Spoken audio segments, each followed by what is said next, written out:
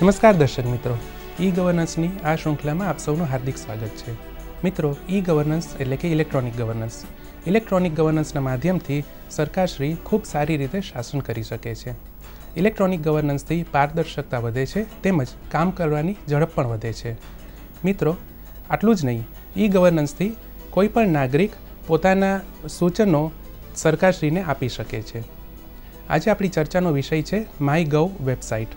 MyGov એ આપણા વડાપ્રધાનશ્રીની એક નવી યોજના છે. આ યોજના દ્વારા કોઈ પણ નાગરિક કોઈ પણ ખૂણેથી પોતાના સૂચનો સરકારશ્રીને પહોંચાડી શકે છે.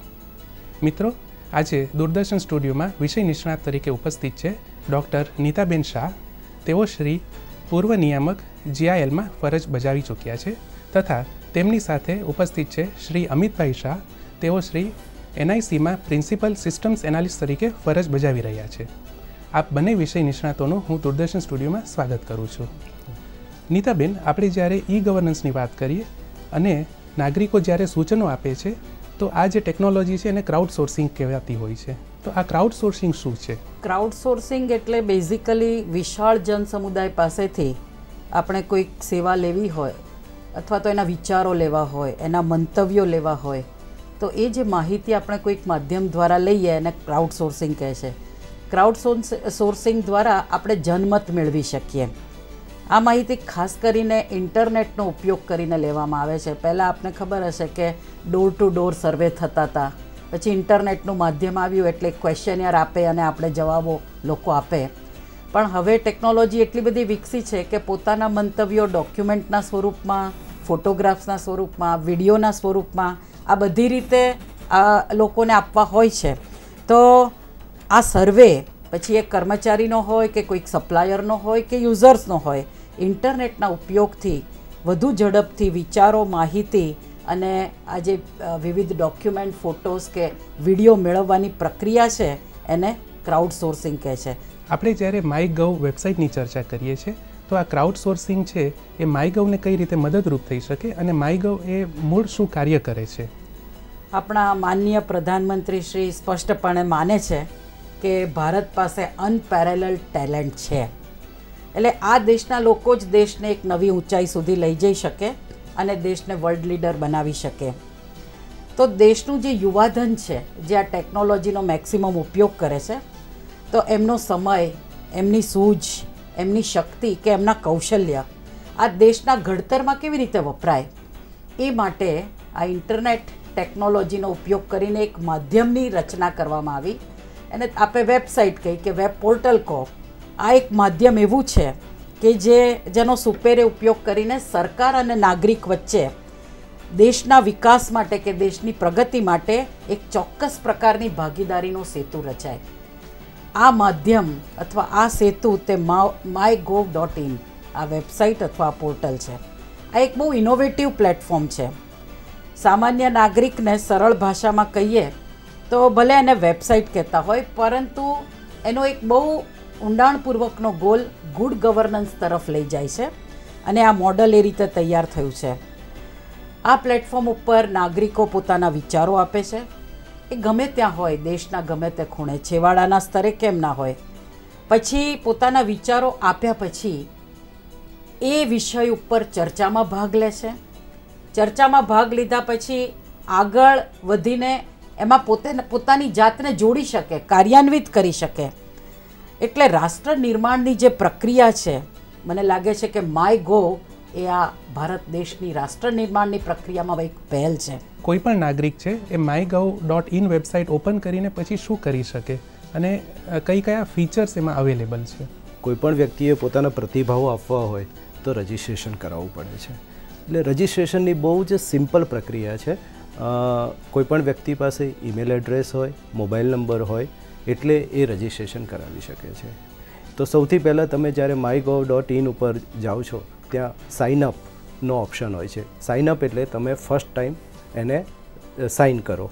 સાઇન કરવાનો મતલબ છે કે સૌથી પહેલાં એ ખોલશો એટલે તમને કહેશે તમારો ઈમેલ એડ્રેસ શું છે, મોબાઈલ નંબર શું છે અને તમારું નામ શું છે. આ 3 વસ્તુ પૂછવાથી અને ડેટા એન્ટ્રી કરીને તમે જ્યારે સાઇનઅપ કરો છો તો એક વન ટાઈમ કોડ તમારા મોબાઈલમાં આવે છે SMS સ્વરૂપે. આ કોડ આવ્યા પછી તમે એ નાખો એટલે તમારું સાઇનિંગની પ્રક્રિયા શરૂ થઈ જાય છે. તે પછી બહુ જ અગત્યનું છે, જેના બેઝ ઉપર હમણાં જ આપણને માનનીય નીતાબેને કીધું કે માય ગોવ એ બધાના પ્રતિભાવો જાણવાનું એક માધ્યમ છે. તો એના માટે મને સાઇટને ખબર પડે કે આ વ્યક્તિ જે સાઇનઅપ કરી રહ્યો છે એ કોણ છે, કેવો છે, એના ઇન્ટરેસ્ટ શું છે, એને કેવા ગ્રુપમાં ઇન્ટરેસ્ટ છે. તો એટલા માટે સાઇનઅપ કરતી વખતે બીજી 3 બાબતો પૂછવામાં આવે છે કે તમને કયા ઇન્ટરેસ્ટના સબ્જેક્ટ છે. જેવી રીતે હું એના થોડા ઉદાહરણ આપું. કોઈ એમ કહે કે મને ઇન્ફોર્મેશન ટેકનોલોજીમાં છે, કોઈ કે મને ઇન્ટરનેશનલ રિલેશનમાં ઇન્ટરેસ્ટ છે, કોઈ હેલ્થ કેરની વાત કરે, કોઈ સ્પોર્ટ્સની વાત કરે, કોઈ યુથની વાત કરે, કોઈ એમ કહે કે મને સ્પેશિયલી ચેલેન્જ માણસોને સેવા કરવામાં રસ છે, કોઈ કહે કે મારે સિનિયર સિટીઝનમાં રસ છે.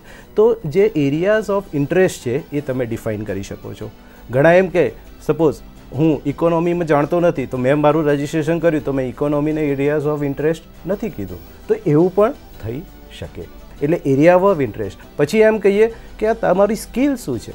સપોઝ હું એફિશિયન્ટ છું પોલિસી મેકિંગમાં, પણ ઇમ્પ્લિમેન્ટેશનમાં મને નથી ખબર પડતી, તો એનો મતલબ કે તમારી પોતાની સ્કિલ શું છે. તો એના 7 પેરામીટર છે કે તમે રિસર્ચ અને એનાલિસિસ કરી શકો છો, ફિલ્ડ સર્વે કરી શકો છો, કે રાઇટિંગ કરી શકો છો, પોલિસી કરી શકો છો, ગ્રાઉન્ડ એક્ઝિક્યુશન એટલે કે આપણે જે ગ્રાઉન્ડ લેવલ ઉપર ઇમ્પ્લિમેન્ટેશનની વાત છે, અમલીકરણની વાત છે, તો એમાં તમારી એફિશિયન્સી છે.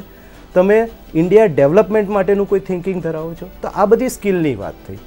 પછી આગળ વધીએ તો હવે તમે કયા ગ્રુપમાં જોઈન થવા માગો છો, એટલે તમારા રસના ગ્રુપ કયા છે. તો આપણે અત્યારે આજ સુધીમાં 40-50 ગ્રુપ આ સાઇટ ઉપર રજિસ્ટર થયેલા છે. આ ગ્રુપ કોઈપણ ઇન્ડિવિજ્યુઅલ ડિપાર્ટમેન્ટે કર્યા હોય અથવા પહેલેથી સ્થાપિત કરેલા હોય. તો એ ગ્રુપ થોડા હું કહું તો ઇન્ડિયા ડેવલપમેન્ટમાં આપણે જુદી જુદી વાત કરીએ તો healthy India, sporty India, digital India, incredible India, તો આ એક ગ્રુપ થઈ ગયું. તો એવી રીતે senior citizen, job creation, skill development, આવી રીતે જુદા જુદા ગ્રુપ્સ છે. હું તો બીજા ગ્રુપની વાત કરું, Indian railways, incredible India, caring for specially abled, digital India, girl child education, બેટી વધાવો બેટી પઢાઓ. તો આ રીતના અસંખ્ય ગ્રુપ્સ છે જેની અંદર જુદા જુદા આઈડિયાઝ ફ્લોટ કરવામાં આવે છે અને એના તરફથી પ્રતિભાવ. તો આ ગ્રુપ આપ્યા પછી તમે એને સેવ કરશો એટલે તમારું રજિસ્ટ્રેશન થઈ જશે અને પછી એ મોબાઈલ નંબર ઉપરથી તમે કાયમ એના પ્રતિભાવ આપ્યા કરશો. નાગરિક બધાને સૂચનો આપી શકે છે, તો આ બધા સૂચનો હોય એ સરકારશ્રી અમલીકરણ કરતા હોય છે. કોઈ તમે એવું ઉદાહરણ આપી શકો કે જે સૂચનો અમલીકરણમાં આવ્યા હોય? એક ખાસ ઉદાહરણ આપને કહું કે ઇન્ડિયન રેલવેઝ, આ રેલવે મિનિસ્ટ્રીએ આ પ્લેટફોર્મનો બહુ જ સારી રીતે ઉપયોગ કર્યો છે. આ મિનિસ્ટ્રીમાં જે સૂચનો નાગરિકો તરફથી મંગાવવામાં આવ્યા અને નાગરિકોએ જુદા જુદા સૂચનો આપ્યા, એમાં એક ખાસ સૂચન એવું હતું કે SMS એલર્ટ આપો. બીજું એક સૂચન એવું હતું કે રાત્રે પેસેન્જર સૂઈ ગયા હોય અને બીજું કોઈ સ્ટેશન આવવાનું હોય હવે 2-5 મિનિટમાં, તો સાઉન્ડ એલર્ટ આપો. એક સૂચન એવું હતું કે ઇન્ક્વાયરી નંબર અને બીજી જે માહિતી છે રિજિયોનલ લેંગ્વેજમાં આપો. ભારતમાં અનેક ભાષાઓ છે, તો ખાલી અંગ્રેજીમાં કરે તો ગુજરાતી ફક્ત જાણનાર વ્યક્તિ એ ન સમજી શકે. ત્યાર પછી પેમેન્ટ ગેટવેની વાત આવી. પછી 139 જે રેલવેનો ટોલ નંબર છે, પહેલાં એ પેઇડ સર્વિસ હતી. નાગરિકોએ કહ્યું કે આને ફ્રી ન કરી શકાય, ટોલ ફ્રી ન કરી શકાય. પછી મોબાઈલથી ટિકિટ બુકિંગ ન કરી શકાય. ટિકિટ બુકિંગ કર્યા પછી એને મોબાઈલ દ્વારા જ એનું વેરિફિકેશન જ્યારે ટ્રેનની અંદર જે કરતા હોય છે ત્યાંના જે મેઇન સુપરવાઇઝર્સ અથવા ટિકિટ ચેકર, તો એના દ્વારા ન થઈ શકે. એના હાથમાં ટેબ્લેટ ના આપી શકાય. આવા બધા અનેક સૂચનો. એક સૂચન એવું પણ આવ્યું કે રિઝર્વેશન રેલવે સ્ટેશનથી કરતા હતા, પછી ઇન્ટરનેટથી કરતા હતા. સરકારની જે બીજી યોજના છે CSC, કોમન સર્વિસ સેન્ટર, ઈ-ગ્રામ CSC, તો ત્યાં આગળથી આ રેલવે રિઝર્વેશનનું બુકિંગ ન થઈ શકે. આ બધા અનેક સૂચનો આવ્યા અને આગળ જેમ અમિતભાઈએ કહ્યું કે ડિસ્કસ, ચર્ચા કરો, પછી ડુ, એ કાર્ય કરો, અને ત્રીજો મુદ્દો આવ્યો કે ડિઝેમિનેટ. આ જે કરો એ પછી એને આઉટકમ બેઝડ એનું ઇમ્પ્લિમેન્ટેશન કરો. તો રેલવે મિનિસ્ટ્રીએ આ 3 ડિસ્કસ પણ કર્યું, પણ કર્યું ને આજે એના આઉટકમ એણે આખી પ્રક્રિયા ડિઝેમિનેટ કેટલા બધી સેવાઓ આમાંથી કરી છે. એટલે આ પ્લેટફોર્મે એક જોવા જઈએ ને આ રિયલ ક્રાઉડસોર્સિંગનું ઉદાહરણ, આ રિયલ જનભાગીદારીનું ઉદાહરણ, આ એક એવું ઉદાહરણ કે સરકારે લોકોના મત મેળવ્યા, સમજ્યા અને પોતાની સિસ્ટમમાં ઇમ્પ્લિમેન્ટ કર્યા. એટલે આ એક એવું માધ્યમ કહેવાય. આજે સોશિયલ મીડિયાની બહુ ચર્ચા થાય છે, તો આ સોશિયલ મીડિયા દ્વારા આ એનું બેસ્ટ ઉદાહરણ છે કે અને ખાસ કરીને રેલવે એક એવી સેવા છે કે દરેકને સ્પર્શે છે. સામાન્ય નાગરિકને, મધ્યમ વર્ગનો હોય, લોઅર મિડલ ક્લાસ હોય કે અપર ક્લાસ હોય કે વધારે હાયર ક્લાસ હોય, દરેકને આ સેવાની જરૂર હોય છે. અમિતભાઈ, જેમ આપણે સમજાવ્યું કે માય ગવમાં કોઈ પણ નાગરિક છે પોતાનું ઈમેલ આઈડી અને મોબાઈલ નંબરથી રજીસ્ટર થઈ શકે. એક વખત કોઈ નાગરિક રજીસ્ટર થઈ ગયા, ગ્રુપમાં જોડાઈ ગયા, પછી એ કઈ કઈ ફીચર્સ વાપરી શકે છે? બહુ સારો પ્રશ્ન છે હાર્દિકભાઈ. એક વખત જોઈન થયા પછી તમે એના ઉપર જ્યારે લોગિન થાવ છો ત્યારે તમને તમારા ઇન્ટરેસ્ટના જે સબ્જેક્ટ તમે ગ્રુપ ડિફાઇન કર્યા છે એ સ્ક્રીન ઉપર આવે છે. લેફ્ટ સાઈડ ઉપર તમે જે 4 તમારા ગ્રુપ ડિફાઇન, તમે અત્યારે માય ગોમાં તમે 4 ગ્રુપ ડિફાઇન કરી શકો છો અને 5મો તમારો રેસિડન્સ ડિસ્ટ્રિક્ટ, એટલે 5 ગ્રુપમાં તમે તમારો ફાળો આપી શકો છો. હવે એમાં એ 4 ગ્રુપમાં જે આપ્યું એને લગતી કોઈ પણ ઇવેન્ટ અને ડિસ્કશન પોઈન્ટ અવેલેબલ છે તે હું મારા સ્ક્રીન ઉપર બહુ જ સાદી સીધી સરળ ભાષામાં ઇંગ્લિશ અથવા હિન્દીમાં આજની તારીખમાં જોઈ શકું છું અને એના ઉપર હું મારા મંતવ્ય પોસ્ટ કરી શકું છું. હું દાખલો આપું કે અત્યારે સપોઝ નવી શિક્ષણ નીતિની વાત ચાલે છે, તો મને અત્યારની શિક્ષણ નીતિમાં જો ફેરફાર કોઈ જોઈતો હોય તો એને લગતા હું મંતવ્ય મૂકું છું, બરાબર? તો એ મંતવ્યો મૂક્યા પછી એને આખા જ ઇન્ડિયાના કે આખા માય ગોવના બધા જ યુઝર ઇઝીલી જોઈ શકે છે. એના મારા મંતવ્ય ઉપર સામે પાછા મંતવ્ય પણ આપી શકે છે. એનો મતલબ એવો છે કે જેવી રીતે આપણે ટ્વિટર અને ફેસબુક વાપરીએ છીએ ને લાઇક ડિસલાઇક કરીએ છીએ, શેર કરીએ છીએ અને સાથે સાથે એમાં આપણા મંતવ્યો પણ એડ કરતા જઈએ છીએ, એવી જ રીતે માય ગોવ એક ગવર્મેન્ટનું એક ફલક છે જેના ઉપર તમે તમારા પ્રતિભાવો આપો છો, એના ઉપર એની એક્ટિવિટી કરી શકો છો અને તમે એ સરકારના જો એક્સેપ્ટ થાય તમારું સજેશન તો એના ઉપર આગળ પછી કાર્યવાહી પણ થતી હોય છે. તો મિત્રો, આજે આપણી ચર્ચાનો વિષય છે mygov.in વેબસાઇટ. જેમ નીતાબેને કહ્યું, માયગવ વેબસાઇટ એક રાષ્ટ્ર નિર્માણ માટેની વેબસાઇટ બની રહી છે. મિત્રો, આપણે લઈએ એક નાનકડો વિરામ બાદ ચર્ચા ચાલુ રાખીશું.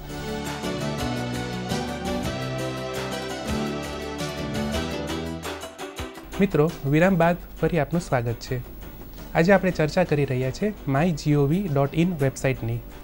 આ વેબસાઇટ દ્વારા દરેક નાગરિક પોતાના સૂચનો, મંતવ્ય સરકારશ્રીના કોઈપણ વિભાગ સુધી પહોંચાડી શકે છે. આ વેબસાઇટ દ્વારા સિટીઝન એમ્પાવરમેન્ટ, સિટીઝન એન્ગેજમેન્ટ, આ બધા શબ્દોનો ઉપયોગ થઈ રહ્યો છે. આપણે જ્યારે mygov.in ની ચર્ચા કરીએ છીએ તો હાલની તારીખમાં કેટલા નાગરિકો તેમાં એનરોલ થયેલા છે અને કેટલા ગ્રુપ કે ટાસ્ક છે, આ બ્રીફમાં કહી શકશો? અત્યારે 7,70,000ની ઉપર નાગરિકો રજીસ્ટર થયા છે જે એક્ટિવપણે પાર્ટિસિપેટ કરે છે, જેમાંથી બધાએ ભેગા મળીને 3,67,000 જેટલા સૂચનો ડિસ્કશનમાં ભાગ લીધો છે, સૂચનો આપ્યા છે. આશરે 40થી 50 ગ્રુપ્સ છે અને એ ગ્રુપ્સમાં ટોટલ 80થી 85,000 કાર્યો થયા છે. લોગો ડિઝાઇનનું એક કાર્ય છે તો એ એની એન્ટ્રી આવે. સપોઝ ટેગલાઇનનું એક કાર્ય છે, આપણે જેવી રીતે કહીએ કે પ્રધાનમંત્રી જનધન યોજના, તો મેરા ખાતા ભાગ્ય વિધાતા, તો આ ટેગલાઇન કહેવાય. તો એ આ બધે 80થી 85,000 આવેલા છે. એટલે અને એટ એ ટાઈમ 30થી 35,000 ઓનલાઈન ડિસ્કશન ચાલુ હોય છે. એટલે આ એક બહુ જ ઉપયોગી અને એક્ટિવ સાઇટ બની રહી છે. નીતાબેન, આપ કોઈ બીજા ઉદાહરણ આપી શકો કે જેમાં નાગરિકોએ પોતાના સૂચનો કે પોતાના લોગો ડિઝાઇન કર્યા હોય? દાખલા તરીકે નેશનલ આર્કાઇવ્સ, એમને પોતાના લોગો ડિઝાઇન કરવો છે કે એમ્બ્લેમ બનાવવું છે કે પછી ટેગલાઇન અમિતભાઈએ વાત કરી એમ કરવી છે, તો અત્યારે જો આપણે આ વેબસાઇટ પર જઈએ ને તો નાગરિકો આમાં પોતાની ભાગીદારી કરી શકે છે એની ડિઝાઇનમાં. ત્યાર પછી અત્યારે કેરિયર સેન્ટર બનાવવાની પણ એક બહુ મોટી પહેલ ચાલે છે તો નાગરિકોને ક્રાઉડ સોર્સિંગ એક્ટિવિટી કહેવાય કે પોતાના આઈડિયાઝ, પોતાના મંતવ્યો આની અંદર આપી શકે. અત્યારે આપણે બધા જાણીએ છીએ કે સ્માર્ટ સિટીઝની વાત ચાલે છે. તો 2015માં national urban housing and habitat policy, એના ઉપર પણ આ વેબસાઇટ ઉપર જઈ અને નાગરિકો પોતાના વ્યૂઝ આપી શકે. આ ઉપરાંત prevention and control of vectorborne disease અને આવા અનેક પ્રકારના, એટલે કોઈ પણ સરકારી મિનિસ્ટ્રી, ડિપાર્ટમેન્ટ અથવા તો સંસ્થા જો પોતાને લોગો ડિઝાઇન કરાવવો હોય, એમ્બ્લેમ બનાવવું હોય, ટેગલાઇન જોઈએ, આ ઉપરાંત પોતે જે નાગરિકોને સેવાઓ આપે છે એ સેવામાં કંઈક સુધારા લાવવા હોય તો કેવળ પોતે જ વિચાર કરે એને બદલે લોકોના મંતવ્યો લે, એને માટેનું આ બેસ્ટ પ્લેટફોર્મ કહેવાય. એટલે વ્યૂઝ, આઈડિયાઝ, થોટ્સ અને એક ચોક્કસ પ્રકારના કાર્ય માટેની એક ચોક્કસ કાર્યનીતિ, આ અંગેનું જો મંતવ્ય લોકો પાસેથી મેળવવા હોય તો mygov.in is the best social media, the best platform. Amitbhai, આપણે જ્યારે લોગો ડિઝાઇન થતા હોય છે તો પુરસ્કાર પણ આપવામાં આવતા હોય છે, તો આવું કોઈ ઉદાહરણ તમે આપી શકો જ્યાં લોગો ડિઝાઇન થયા હોય અને પુરસ્કાર પણ લોકોને મળ્યા હોય? મને ટીવીના જ ન્યૂઝ ઉપર એનો એક ઇન્સિડન્ટ યાદ આવે છે કે જ્યારે આપણે 2 ઓક્ટોબરે સ્વચ્છતા મિશન માનનીય પ્રધાનમંત્રીશ્રીએ લોન્ચ કર્યું તો એનો જે લોગો હતો અને એની ટેગલાઇન હતી, તો આપણા ગુજરાતના રાજકોટના જ કોઈક બેનની જે ટેગલાઇન હતી એ પસંદ થઈ હતી અને એમને જાહેર મંચ ઉપર એમનું પુરસ્કારથી અભિવાદન કરેલું. તો એક કદમ સ્વચ્છતા કી ઓર, બરાબર. પણ કેટલું જ ઇમ્પ્રેસિવ આ છે. અને આ ધારો કે કોઈ ડિપાર્ટમેન્ટે આ એક્ટિવિટી કરી હોત તો કદાચ આનો એટલું મહત્ત્વ ના રહે. એટલે આ જે અત્યાર સુધી સરકારની જે ટોપ ડાઉન પોલિસી છે એની જગ્યાએ એ બોટમ અપ પોલિસી બની રહી છે કે જનભાગીદારીથી તમે, આ એક એક્ઝામ્પલ છે સ્વચ્છતાનું છે કે આ પ્રધાનમંત્રી જનધન યોજના છે કે એવી રીતે તમે અસંખ્ય ડિજિટલ ઇન્ડિયાનું અત્યારે હમણાં જ ક્લોઝ થયું છે, ડિજિટલ ઇન્ડિયાના લોગો અને એ બધું. એટલે આપ જાણી શકો કે એટલા બધા આની એક્ટિવિટી હજારોની સંખ્યામાં છે અત્યારે અવેલેબલ છે. એટલે ખાસ કરીને 25મી ડિસેમ્બર ગુડ ગવર્નન્સ ડે, તો એ દિવસે પણ ઘણાએ પોતાના ગ્રીટિંગ્સ ડેવલપ કરીને આ વેબસાઇટ પર પોસ્ટ કર્યા હતા. ભારત તહેવારોનો દેશ છે, સેલિબ્રેશનનો દેશ છે, તો દરેક પ્રકારના ઈ ગ્રીટિંગ્સ આજે માયગોવ ઉપર અવેલેબલ થઈ ગયા છે. આપણે જ્યારે નાગરિકો પોતાના સૂચનો આપતા હોય છે ત્યારે સિક્યોરિટી એક બહુ અગત્યનો પ્રશ્ન બને છે. તો અમિતભાઈ, આપણે જ્યારે નાગરિકો પોતાના સૂચનો આપે તો શું એ સિક્યોર છે? જી, હું એવું કહીશ કે નાગરિકોના સૂચનો તો એક પબ્લિક પ્લેટફોર્મ ઉપર છે, એટલે સૂચનો સિક્યોર છે. હું એવું કહીશ કે એ વિઝિબલ ટુ ઓલ છે, પણ એમની જે પર્સનલ ડિટેલ્સ એમણે જે આપી છે એ એકદમ સિક્યોર છે. એને કોઈની જોડે ડિસિમિનેટ કરવામાં આવતી નથી. જ્યારે આપણે એના કોઈ પણ સૂચનો પોસ્ટ કરવામાં આવે છે તો એને પણ મોડરેટિંગ કરવાનું છે. તો એ મોડરેટરની એક ભૂમિકા હોય છે જે હું આપને પછી સમજાવીશ. પણ એ પણ એ જોઈને કોઈક અયોગ્ય સેન્ટેન્સ કોઈએ પોસ્ટ કર્યું છે કે અયોગ્ય મેટર પોસ્ટ કરી છે તો એને પણ ચેક કરવામાં આવે છે. તો સિક્યોરિટી પૂરેપૂરું જાળવવામાં આવે છે. આપ સિક્યોરિટી અંગે પૂછો છો તો આ જ પ્લેટફોર્મ પરથી એક અગાઉ આપણે સ્ટેટ ડેટા સેન્ટરની વાત કરી હતી. તો ગવર્મેન્ટ ઓફ ઇન્ડિયાના આવા 4 બહુ મોટા ડેટા સેન્ટર છે. એટલે એમાં જે બધી આખી સિક્યોરિટી સિસ્ટમ દરેક ડિપાર્ટમેન્ટની, મિનિસ્ટ્રીની માહિતી માટેની ઊભી કરવામાં આવી છે, આ mygov.in આ જ સિક્યોરિટી સિસ્ટમમાં થયેલી છે. જે નવા પ્રોજેક્ટ્સ આવી રહ્યા છે તેનો ટૂંકમાં પરિચય આપી શકો? અત્યારે સૌથી સારામાં સારો પ્રોજેક્ટ જે બીટા વર્ઝન અત્યારે એક રિલીઝ થયું છે તે છે ડિજિટલ લોકર. આ નાગરિકો માટેનું આધાર નંબર બેઝ એક સિક્યોર ડોક્યુમેન્ટ લોકર બની રહ્યું છે. એટલે કે કોઈ આપણે અત્યારે જોઈએ છીએ આખા ભારત દેશમાં દરેક નાગરિકને ક્યાંક ને ક્યાંક કોઈક જગ્યાએ પોતાના કોઈ પણ પ્રમાણપત્રો રજૂ કરવાની જરૂર પડે છે. તો એ પ્રમાણપત્ર આધાર બેઝ તમે એ ડિજિટલ લોકરમાં મૂકી દો તો એનો ઉપયોગ ભવિષ્યમાં ગમે તે જગ્યાએ ઇલેક્ટ્રોનિકલી થઈ શકે. આ એક પ્રાથમિક માહિતી છે, પણ આ એક બહુ મોટો સબ્જેક્ટ છે. ડિજિટલ લોકર એ હવે એવું કહી શકાય કે ભવિષ્ય આવી રહ્યું છે ડિજિટલ ઇન્ડિયાનું. નીતાબેન, આપણે જ્યારે ચર્ચા કરી રહ્યા છીએ ત્યારે આપણે ઉલ્લેખ કર્યો ગુડ ગવર્નન્સ. તો આ ગુડ ગવર્નન્સ કઈ રીતે અમલમાં આવે છે? ગુડ ગવર્નન્સ એટલે minimum government and maximum governance, આ આપણે ઈચ્છીએ છીએ. તો ગુડ ગવર્નન્સમાં સૌથી પહેલો મુદ્દો એ હોય છે કે નાગરિકોના વ્યૂ પોઈન્ટ દરેક સેવાઓ માટે અને સરકાર માટે શું છે, તો એમનો જે ફીડબેક ગેધર કરવો એ પહેલો પોઈન્ટ છે. અને mygov.in વેબસાઇટનો પહેલો આઉટકમ અથવા એના દ્વારા જો આપણે કંઈ પ્રાપ્ત કર્યું હોય તો એ છે કે સિટીઝનના વ્યૂ પોઈન્ટ જાણવા, એમના મંતવ્યો જાણવા, એમના વિચારો જાણવા, અભિપ્રાયો જાણવા. ગુડ ગવર્નન્સનો બીજો પોઈન્ટ જો બીજા સ્ટેપ પર આવીએ તો એ છે કે હવે લોકોને આ બધા કાર્યોમાં કેવી રીતે જોડવા અથવા એમનો ફાળો શું હશે. તો અમિતભાઈએ વાત કરી જેમ એમાં જે ડિસ્કશન ને બધા જે જુદા જુદા વિભાગો છે માયગોવમાં, તો એમાં કેટલાક વિભાગમાં દાખલા તરીકે કોઈક રાઇટર છે, કોઈક પોલિસી મેકર છે, તો એમાં એ કોન્ટ્રીબ્યુટ કરે, એ લખે છે, એ પોલિસીમાં પોતાનો સુઝાવ આપે છે. ગુડ ગવર્નન્સમાં એ ભાગીદાર બને છે. આ બીજો પોઈન્ટ. ત્રીજો પોઈન્ટ, દરેક નાગરિકમાં જુદી જુદી પ્રકારની ટેલેન્ટ, કૌશલ્ય હોય છે અથવા સૂઝ હોય છે, અને આ કૌશલ્ય અને સૂઝ પ્રમાણે એ જે ડિસ્કશન ચાલતું હોય, જે મુદ્દો ત્યાં આગળ મૂક્યો હોય, જે મિનિસ્ટ્રીનો કોઈક પોઈન્ટ હોય, ત્યાં એક પોતાના સુઝાવો દ્વારા એમાં પાર્ટિસિપેટ થઈ શકે. એમણે કહ્યું કે સર્વશ્રેષ્ઠ મંતવ્યો હોય એના કેટલાક ક્રેડિટ પોઈન્ટ પણ થાય, અને ભવિષ્યમાં અમુક ક્રેડિટ પોઈન્ટ થાય એટલે પ્રાઇમ મિનિસ્ટર સાથે સીધી ચર્ચા માટે પણ એ વ્યક્તિને બોલાવવામાં આવે. આ એક બહુ મોટો ઇન્સેન્ટિવ કહેવાય. એટલે ગુડ ગવર્નન્સમાં દેશની હાઈએસ્ટ લેવલની વ્યક્તિ એક લોએસ્ટ લેવલની વ્યક્તિ સાથે જોડાય છે.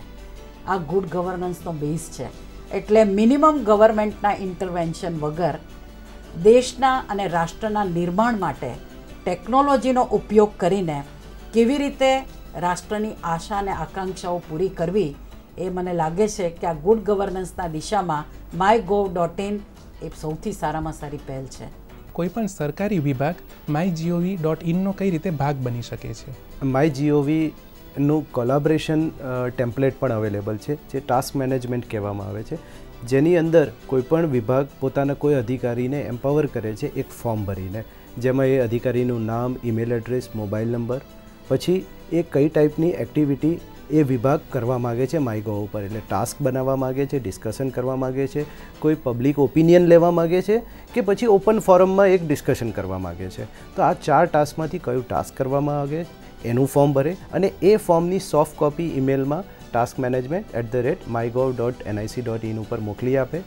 એના ઉપરથી માયગોવની ટીમ સામેથી એમનો સંપર્ક કરીને એમને યુઝર આઈડી, પાસવર્ડ ને એ બધું આપીને એની કામગીરી શરૂ કરાવે છે. સાથે સાથે એમાં મોડરેટર ડિક્લેર કરવાની, મેં શરૂઆતમાં વાત કરી કે મોડરેટર આવશે, એટલે મોડરેટર આ બધું ચેક કરશે કે એ ડિપાર્ટમેન્ટમાં જે કંઈ કામગીરી થઈ રહી છે એ કામગીરીને તમે આગળ વધારી શકશો, એમાં કટ કરી શકશો અને એનું રિઝલ્ટ ડિક્લેર કરી શકશો. આ એક્ટિવિટી માટે મોડરેટર જરૂરી છે. તો આ ફોર્મ ભરવાથી વિભાગ એમાં ઇન્ક્લુડ થાય છે. mygov.in વેબસાઇટ એ ગુડ ગવર્નન્સ માટે બહુ જ સારી વેબસાઇટ સાબિત થઈ રહી છે. આશા રાખીએ છીએ કે આ વેબસાઇટથી આપણા રાષ્ટ્રનું નિર્માણ ખૂબ જ સારી રીતે થઈ શકશે. હું દૂરદર્શન સ્ટુડિયો તરફથી તેમજ દર્શક મિત્રો તરફથી આ બંને વિષય નિષ્ણાતનો આભાર વ્યક્ત કરું છું. મિત્રો, આજનો કાર્યક્રમ આપને કેવો લાગ્યો? આપના ઈમેલથી અમને પ્રતિભાવ જરૂરથી મોકલી આપશો. અમારો ઈમેલ આઈડી છે egov@ddgirnar.com.